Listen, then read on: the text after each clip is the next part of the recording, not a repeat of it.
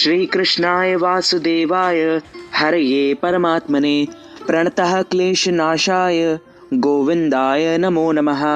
वसुदेवसुतं देवं कंसचारूणमर्दनं देवकी परमानंदम कृष्णं वंदे जगद्गुरु। हरे कृष्ण मित्रों, स्वागत है आप सभी का हमारे इस YouTube चैनल में। आज हम आपको कार्तिक मास का चौथा अध्याय सुनाने जा रहे हैं। अपने पूर्व जन्म का वृतांत सुनकर सत्यभामा ने भगवान से पूछा, हे स्वामी, आपके श्रीमुख से अपने पूर्व जन्म के वृत्तांत के साथ ही मैंने एकादशी तिथि एवं कार्तिक माह के व्रतों की महिमा तो जान ली। अब कृपा करके मुझे यह बताएं कि आपको यह तिथि और यह माह इतना प्रिय क्यों है। यह प्रश्न सुनकर भगवान श्री कृष्ण बोले, हे प्रिय, एक समय ऐसा ही प्रश्न राजा पृथु ने नारद जी से किया था।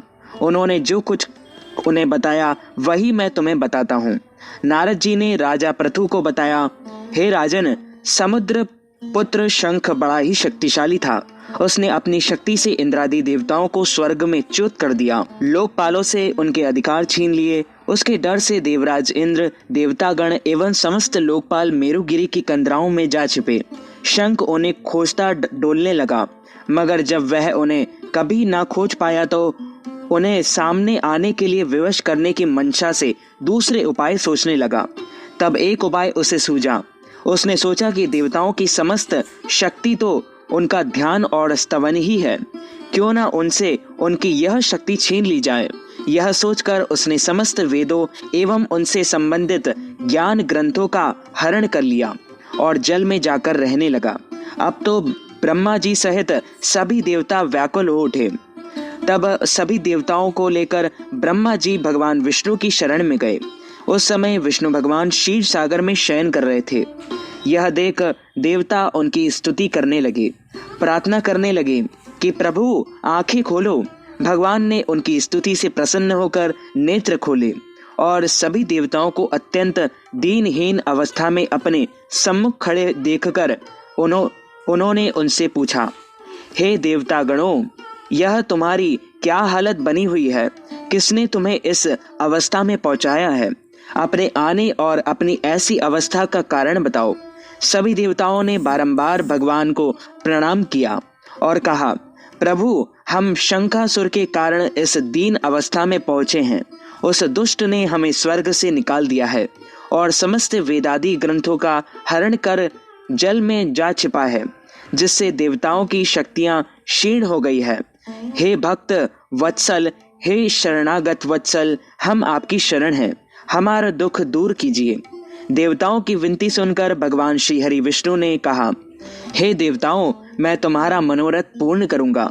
कार्तिक मास के शुक्ल पक्ष की एकादशी को जो प्रबोधनी कही जाती है, उस एकादशी को मैं तुम्हारे कल्याण के लिए यत्न करूंगा। हे देवो, समुद्र पुत्र शंखासुर द्वारा समस्त वेद ज्ञान जो जल में छिपाया गया है, मैं उस असुर का वध कर तुम्हें वापस लाकर दूंगा। जो लोग कार्तिक मास की एकादशी को मेरा भजन पूजन करेंगे, वे तुम्हारी बाती ही पूजनीय होंगे। तुमने मुझे आज एकादशी वाले दिन जगाया है, अतः यह एकादशी तिथि मुझे विशेष प्रिय होगी। हे देवो, जो एकादशी और कार्तिक माह की श्रद्धा पूर्वक व्रत करेंगे, वे मेरी विशेष कृपा को प्राप्त करेंगे। श्री सूत जी ने कहा, हे ऋषिगणों, जो भी श्रद्धा, भक्ति और विश्वास के साथ इस कथा को पढ़ेगा या सुनेगा, प्रभु की कृपा उसे संसार के सभी सुख सुलभ होंगे। बोले श्री लक्ष्मी नारायण भगवान की जय, देवादिदेव महादेव की जय, राधा कृष्ण भगवान की जय, सीताराम भगवान की जय, हनुमान जी महाराज की जय, दुर्गा माता की जय। तो मित्रों, हमारे इस ज्ञानवर्धक वीडियो को आप अधिक से अधिक लोगों को शेयर कीजिएगा, लाइक कीजिएगा, कमेंट कीजिएगा और सब्सक्राइब करके बेल आइकन को भी ऑन कर लीजिए। ऐसे ही नई नई वीडियो देखने के लिए आप सभी को सादर जय श्री कृष्ण, सादर धन्यवाद।